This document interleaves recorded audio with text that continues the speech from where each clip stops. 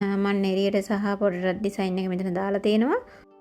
ඉතින් මෙතනදී පල්ලුවට මම ඩිසයින් එක දාලා තියෙන්නේ පළවෙනි යාරේ ඇතුළත.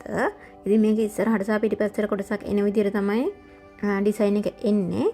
ඒ වගේම මෙතනදී මම බලන්න ඔයාලා මේ මම ඩිසයින් එක දාලා තියෙන ටික පහළට වෙන්න. මණ්ඩල අටේ චුට්ටක් පහළට වෙන්න තමයි ඇඳලා තියෙන්නේ. හරි මැදින් ඇඳලා නැහැ. ඒකට හේතුව තමයි උඩම කොටස නෙරියට යට වෙනවා. එතකොට ඩිසයින් එක අපි හරි මැදින් ඇඳලා තිබ්බොත් පහළම ටික පොඩි හිස් බවක් තියෙන උඩ ටිකේ ඩිසයින් එක උඩට වගේ වෙන්න වෙලා තියෙන්නේ. ඉතින් ඒ නිසා අපි ටිකක් පහළට වෙන්න ඇඳම නෙරිය ඩිසයින් එකත් එන නිසා ලස්සනට එක් ගානට මැදට සෙන්ටර් වෙලා තියෙනවා. ඉතින් පළවෙනි යාරේ ඩිසයින් එක ඇඳලා තියෙන්නේ. ඒ කොටසට මම නෙරියට උඩම කොටසේ ඩිසයින් එක දාලා නැහැ බෝඩ්රේ. ඉතින් මොකද හේතුව ඒ කොටස වැහෙන නිසා, ඉනට යට වෙන නිසා. ඉතින් ඊට පස්සේ කොටසේ ඉඳන් කන පිට පැත්තේ තමයි ඩිසයින් එක ඇඳලා තියෙන්නේ. ඉස්සරහා පල්ලුවේ ඩිසයින් එක තියෙන පැත්තේ නෙමෙයි අනිත් පැත්තේ. ඒ ටිකට තමයි ඩිසයින් එක ඇඳලා තියෙන්නේ නෙරියට එන කොටසට.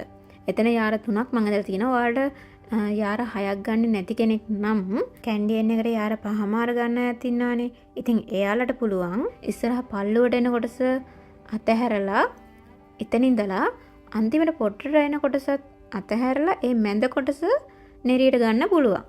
ඉතින් ඒක යාර 6 ගන්න කෙනෙක්ට නම් යාර 3ක් මැනලා ගන්න පුළුවන්.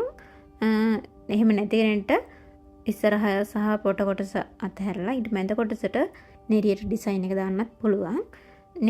පොටට ඩිසයින් එක දාන්නේ ඉස්සරහා පල්ලුවට දාලා තියෙන පැත්තෙම තමයි.